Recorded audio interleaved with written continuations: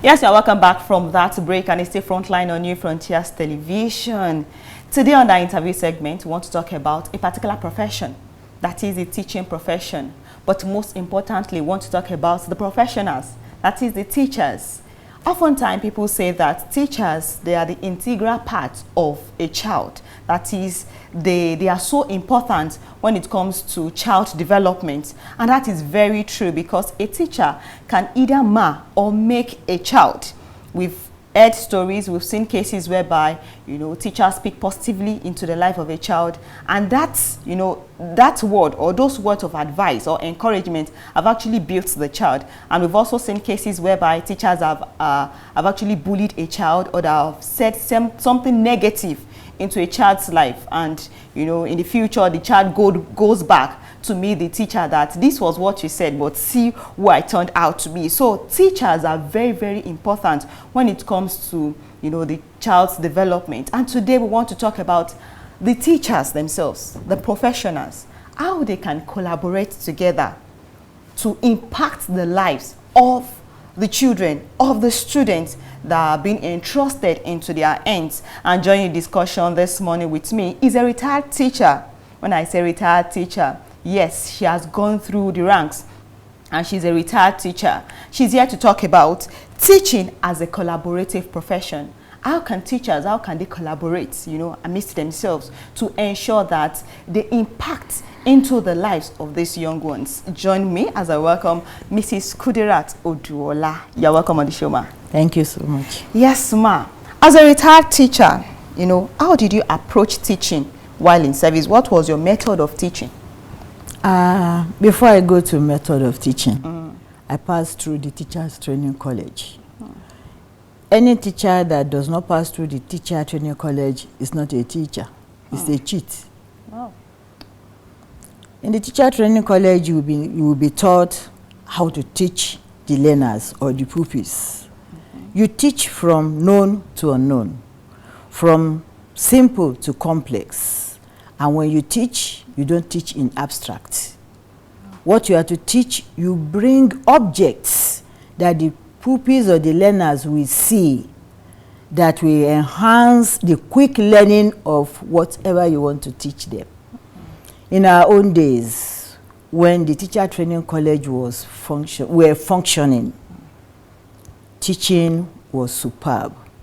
But nowadays, we don't have any Teacher Training Colleges anymore. Primary school pupils, they are suffering. They are not learning anything at all.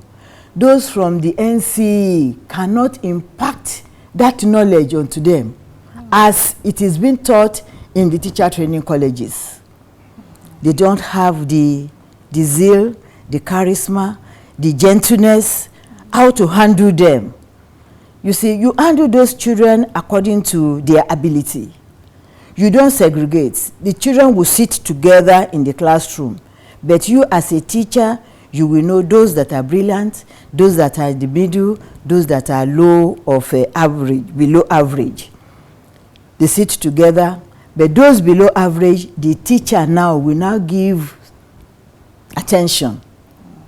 But those that are above average, they will be able to work on their own once you have given the broad teaching generally to every one of them. Collaboration is not a new thing. In the Teachers College, when we went out for micro teaching, that is the first teaching ever as student teachers, 2 in a class, not 1, 2 in a class. The second person will not sit, will be behind the pupils, be watching you, be watching the pupils. Wherever the teacher makes a mistake, that one will correct after the teaching. When the second one is teaching to the one that are first taught, will go back behind and monitor the children. That makes teaching and learning easy, and it makes the children to assimilate easily. Well, you mentioned that those days, well, I remember that while I was in primary school, something like that also happened. 2 teachers will be in a class, one will be teaching while the other one will be like class control, will be at the back. So how can teachers, how can they work effectively, to achieve a common goal? so that it won't be as if, you know, one is teaching A and the other one is teaching B? Yes, it is easy to do, but you know, this generation, it calls for understanding. I did that when I was a class teacher. Okay. I was teaching primary 5 then, and we had 6 arms of primary 5 with just 2 classrooms. 6 arms. So 3 arms we sit in a class, 3 arms in the other class, 3 teachers in each classroom.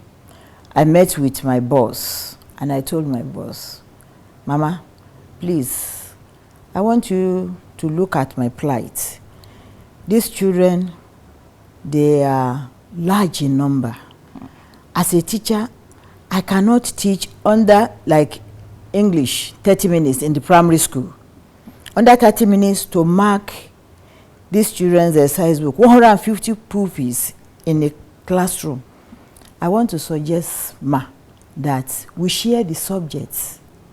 So when I teach English in the first class, I will go to the second class and teach the same subjects. The other teachers will be supervising. They will mark, but I will teach. So Mama gave me the go-ahead. And it worked. It worked for us then, because the whole of us then passed through teacher training colleges. But now that is NCE, you know, NCE with different methodology. NCE, they are to teach in the secondary, not in the primary. But in the secondary, it is good when they come together. Those that are specialized in maybe English, they match together. They discuss what to teach. Sciences, they match together, discuss what to teach. And those that are doing the religious studies too, they match together and they discuss what to teach. And when they do that, teaching will be impactful. Even the children will be able to assimilate. Teach and let the children see abstract objects that will make them to understand, because what I hear, I forget. What I see, I understand. What I do, I know. When you put everything into practice, it becomes part and parcel of you. You won't forget. You won't forget. So collaborative teaching is very impactful and very good.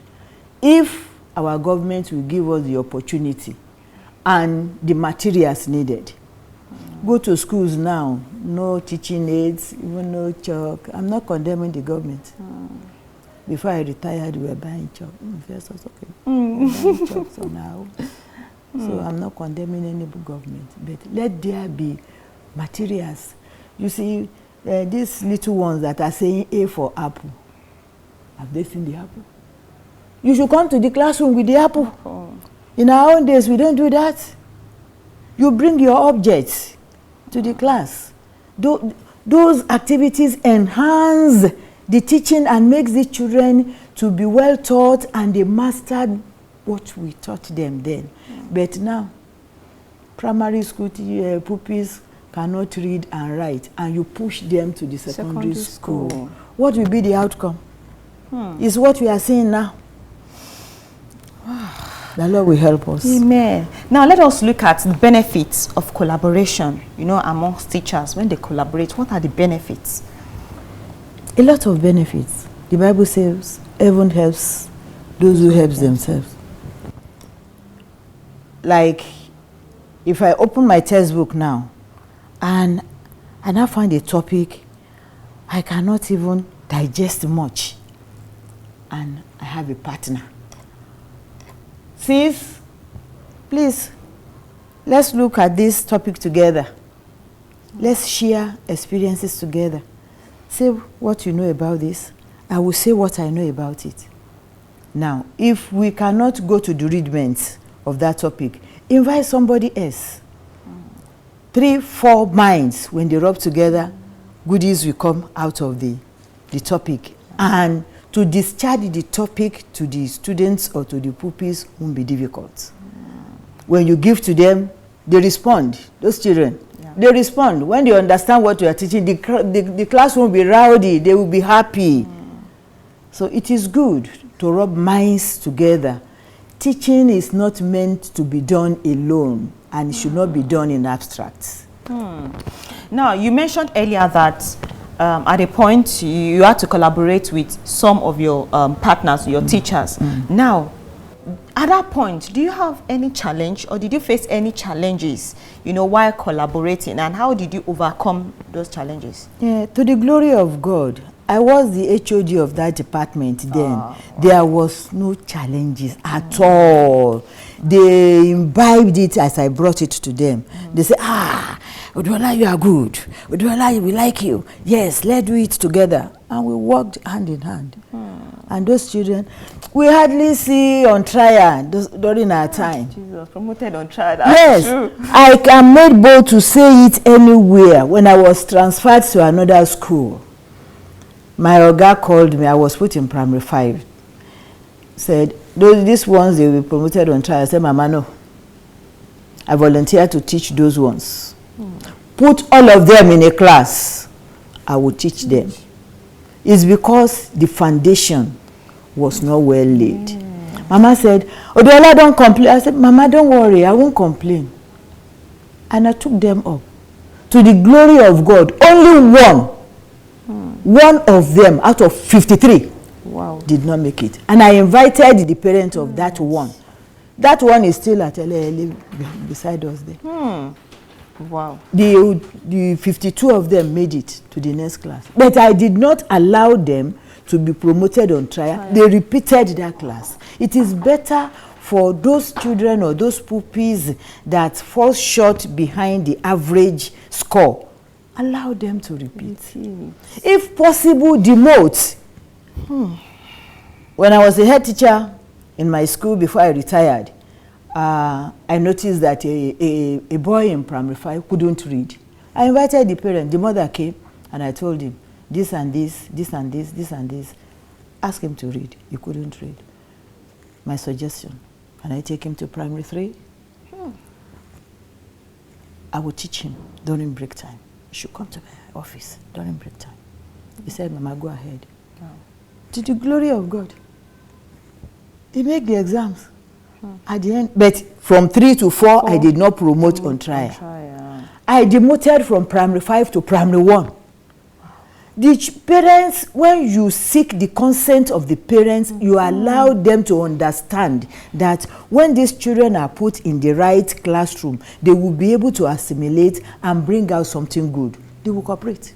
Yes, so that leads me to our next question about communication. Okay. So what is the role of communication, you know, among colleagues, that is teachers, parents, then students, to ensure a collaborative approach like the one you've just mentioned? Communication is very paramount, especially in teaching profession. You learn to season your words with honey, not even salt now. You don't bring down your pupils or your learners, even your colleagues. You are bound to wrong each other. You settle amicably. Let there be love around you. When there is love, if there is anything that is forthcoming that makes you to go annoyed, call such a person, you did this, you did that, then settle amicably. Your work must go on. It is because of this work we are in the classroom and you are being paid at the end of it. If you refuse to work, you receive the money, you will not spend it well. It's not a cause. It is only teaching profession that you reap whatever you sow. It is teaching profession, because when you teach those children diligently and they made it in future, nowhere they see you. If any of my pupils see, Mrs. Odu, I've told them, don't call me Ma. Call me by my name.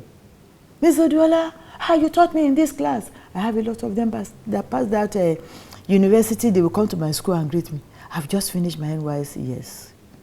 And to the glory of God, those goodies will fall back on your children. Your own children too will be falling into good hands. Communication is very good. Even to the parents, even if a boy or a girl in your class is scoring 0, it is not the fault of that boy or girl. It's the fault of the teacher. Go to him personally or to her, or during break, bring him or her to your table. Teach him. Teach her. By the end of the day, when she remembers or he remembers, he will pray for you. And your own children, when they start to grow, they will continue to fall into good hands.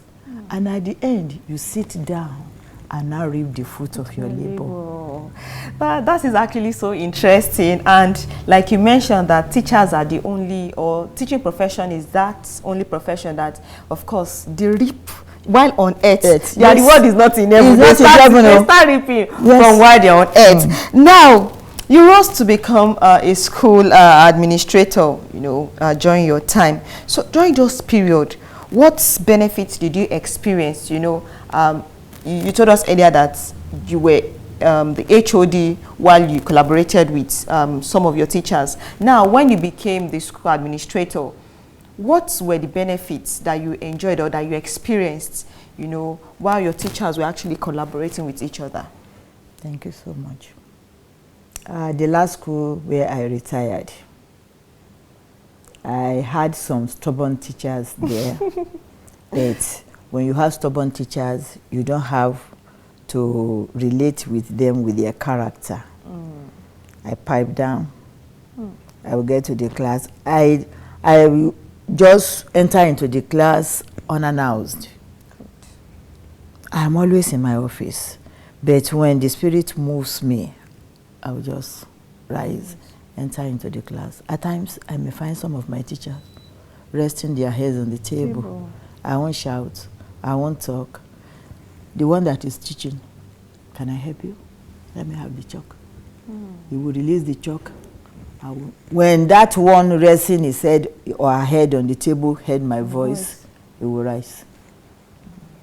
I won't rebuke, and I will finish teaching. I will ask the teacher to go and mark. After that one will come to my office. Mama, I'm sorry. Did I challenge him or her? No. Next time, such thing will not repeat itself. Till the last week I was to retire, I still entered into the classroom to teach. The teacher said, Mama, you are retiring next week. Wait, when you see me here 1st August, do whatever you like.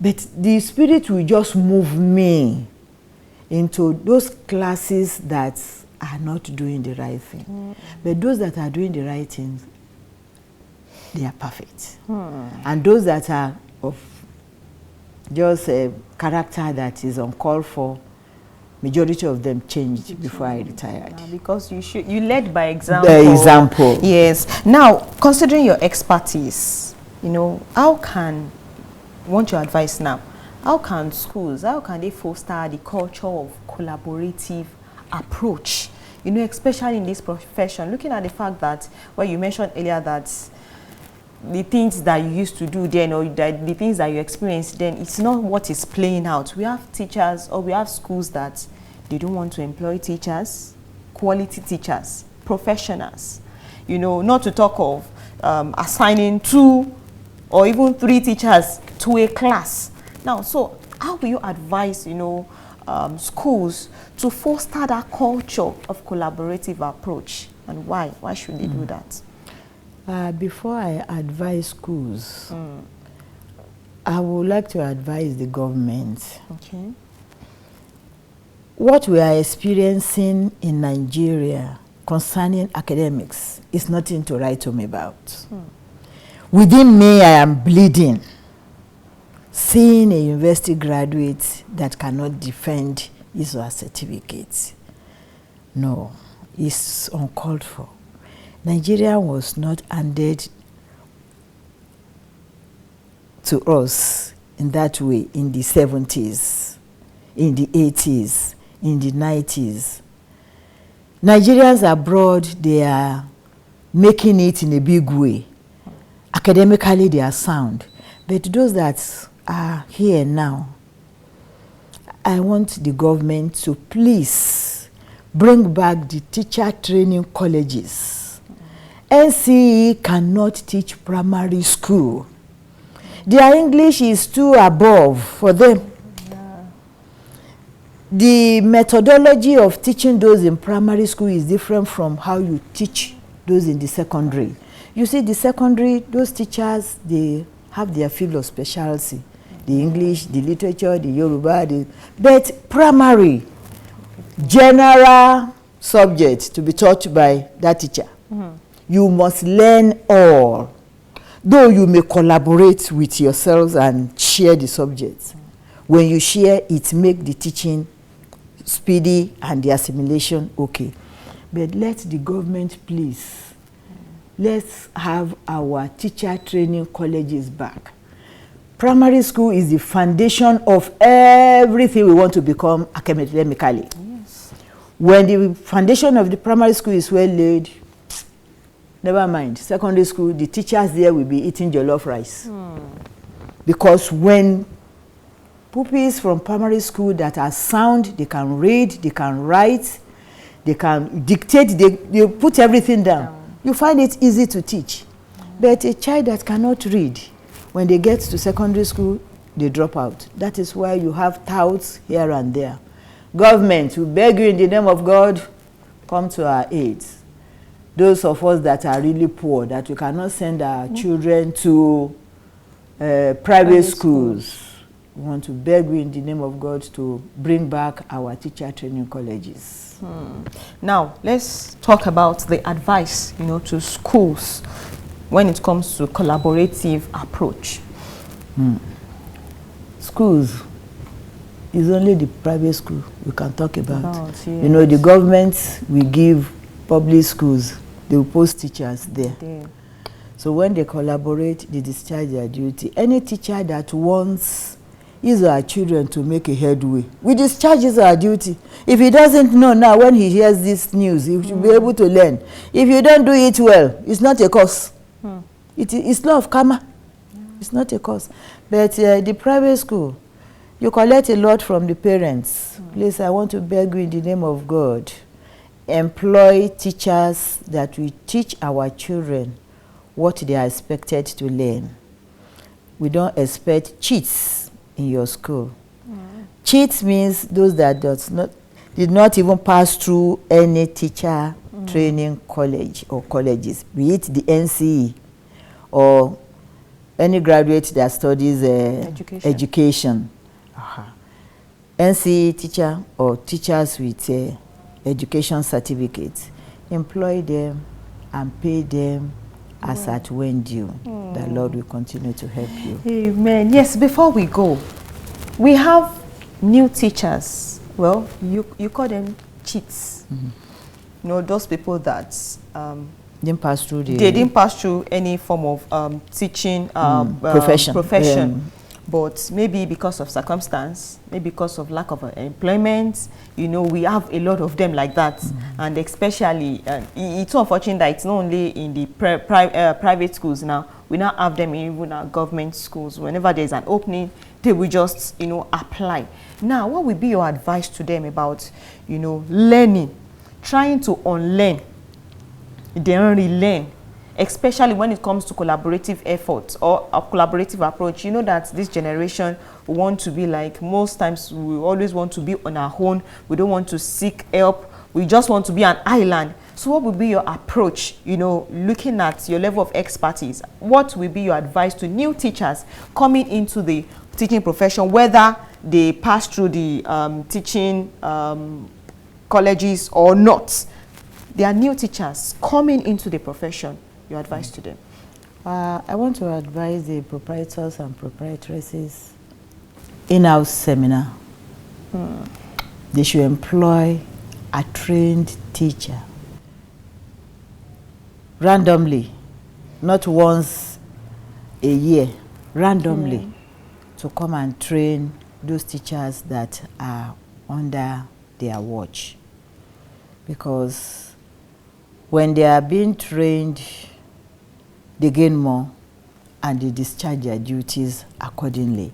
And the name of the school with the academic performance of the students or learners in that school will bring in more students or pupils into that school.